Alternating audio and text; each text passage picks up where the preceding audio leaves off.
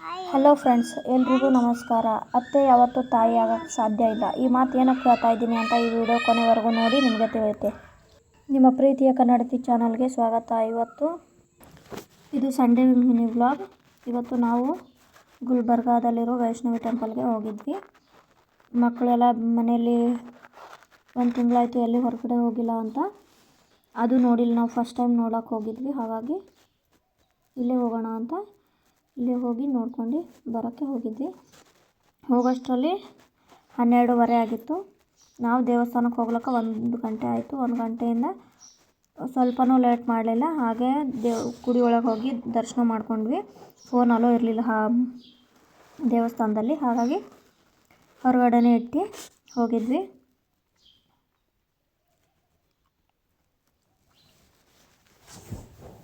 ಒಳಗಡೆ ತುಂಬ ಚೆನ್ನಾಗಿದೆ ದೇವಸ್ಥಾನ, ಬಟ್ ಫೋನ್ ಅಲೋ ಇಲ್ಲ. ಹಾಗಾಗಿ ನನ್ನ ಕೈಯಿಂದ ತೋರ್ಸೋಕ್ಕಾಗಲಿಲ್ಲ ವಿಡಿಯೋ ಮಾಡಿ. ಅಲ್ಲಿಂದ ಹೊರಗಡೆ ಬಂದ್ವಿ. ಮಕ್ಕಳೆಲ್ಲ ಚಿಕ್ಕ ಮಕ್ಕಳು ಆಟ ಆಡೋ ಕಾರ್ ಇತ್ತು. ಹಾಗಾಗಿ ನನ್ನ ಮಕ್ಕಳು ಆಟ ಆಡಿಸೋಮ್ಮ ಅಂದ್ರೆ, ಹಾಗೆ ನಾನು ಸರಿ ಅಂತ ಇಬ್ಬರಿಗೂ ಆಟ ಆಡಿದೆ. ಒಬ್ಬರಿಗೆ 50 ರೂಪಾಯಿ ಚಾರ್ಜ್ ಮಾಡಿದ್ರು. ನಾನು ಆಟ ಆಡಿಸಿ ಮಾಡಿ ಎಲ್ಲ ನೋಡಿ ಈ ಥರ ಆಟ ಆಡಿಸಿದ್ರು. ಅದೆಲ್ಲ ಆಡಿಸಿದಾದ್ಮೇಲೆ ಇನ್ನೂ ಟೈಮ್ ಇದೆ ಅಂತ ನಾಷ್ಟ ಮಾಡಿದ್ವಿ. ಬೆಳಗ್ಗೆನೂ ನಾಷ್ಟ ಮಾಡಿ ಹೋಗಿರಲಿಲ್ಲ, ಬರೀ ಟೀ ಕಾಫಿ ಕುಡ್ದು ಹೋಗಿದ್ವಿ. ಹಾಗಾಗಿ ಅಲ್ಲೇ ನಾಷ್ಟ ಮಾಡ್ಕೊಂಡ್ವಿ.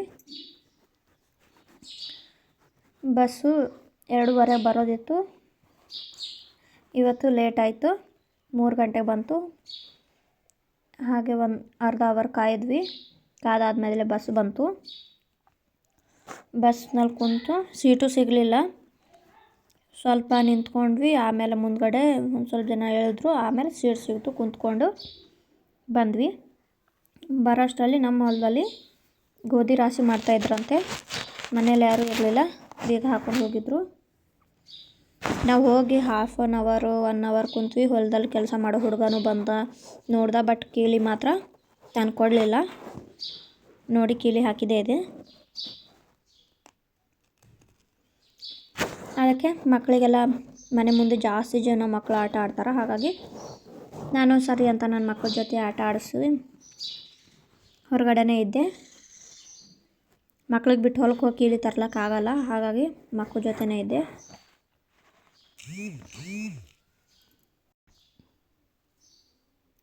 ನೋಡಿ, ನಾನು ತುಂಬ ಬೇಜಾರಾಯಿತು. ಬಾ ಅಕ್ಕ ಆಟ ಆಡೋಣ ಅಂತಂದರು. ಇಲ್ಲ, ನಾ ಆಟ ಆಡೋಲ್ಲ, ನೀವು ಆಡ್ರಿ ಅಂದ್ರೆ ಅವರು ಆಟ ಆಡ್ತಾಯಿದ್ರು. ನಾ ಆಟ ಆಡೋಲ್ಲ, ನೀನೇ ಆಡೋಕೆ ಒಂದು 2 ಆಟ ಅಂತಂದರು. ಹಾಗಾಗಿ ನಾನು ಸರಿ ಅಂತ ಆಟ ಆಡ್ತಾಯಿದ್ದೆ. ನೋಡಿ, ನಂಗೆ ತುಂಬ ಬೇಜಾರಾಯಿತು, ಕಣ್ಣಲ್ಲಿ ನೀರು ಬರ್ತಾಯಿತ್ತು.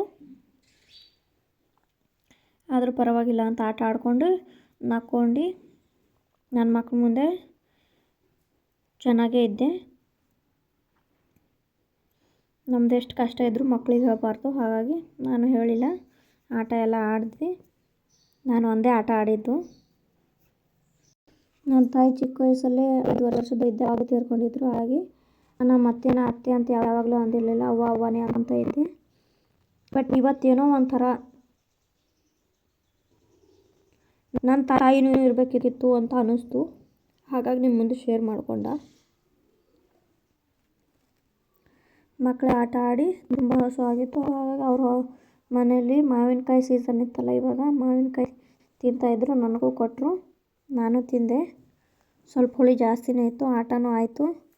ನೋಡಿ, ನನ್ನ ಮಗನಿಗೂ ಬೇಕಂತ ಅವನಿಗೂ ಸ್ವಲ್ಪ ಮಾತ್ರ ಕೊಡ್ತಾಯಿದ್ದೆ. ಹುಳಿ ಜಾಸ್ತಿ ಆದ ವಾಮಿಟ್ ಆಯಿತು ಅಂತ ಕೊಟ್ಟಿಲ್ಲ ಅವನಿಗೆ. ನನ್ನ ಆಟ ಆಡೋವಳು ಹುಡುಗಿ ಏನಂತಾರೆ, ರಾಜ ಆದಳು. ಅದಾದಮೇಲೆ ಅವ್ರ ಮನೆಗೆ ಹೋದರು. ನಾನು ಸರಿ ಅಂತ ಮಕ್ಕಳಿಗೆ ಕರ್ಕೊಂಡು ಟೆರೆಸ್ ಮೇಲೆ ಮೂವಿ ನೋಡ್ಕೊಂಡು ಮಲ್ಕೊಂಡಿದ್ವಿ. ಕೆಳಗಡೆ ಸೌಂಡ್ ಬರ್ತಾಯಿತ್ತು. ಏನು ಅಂತ ಸರಿ ಅಂತ ನೋಡೋಕ್ಕೆ ಹೋಗಿದ್ವಿ. ಹೋಗೋಷ್ಟರಲ್ಲಿ ಮನೆಯಲ್ಲಿ ಲೈಟ್ ಆನ್ ಆಗಿದ್ವಿ. ಹಾಗಾಗಿ ನಮ್ಮ ಅತ್ತೆ ಬಂದರು ಅಂತ ಹೇಳಿ ನಾವು ಕೆಳಗಡೆ ಹೋಗ್ತಾಯಿದ್ವಿ. ರೈತರ ಜೀವನದಲ್ಲಿ ಈ ಥರ ಆಗೋ ಸಹಜ.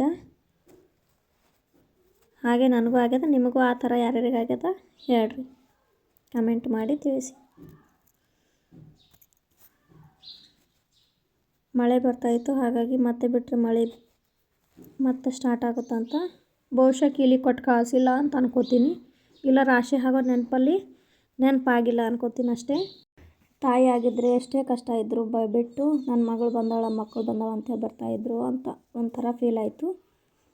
ಹಾಗಂತ ನಮ್ಮ ಅತ್ತೆ ಕೆಟ್ಟೋಳು ಅಂತ ನಾನು ಹೇಳಲ್ಲ, ಎಲ್ಲರೂ ಮನೇಲಿ ಇದು ಕಾಮನ್ನು.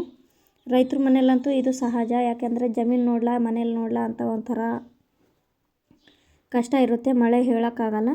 Thank you for watching friends.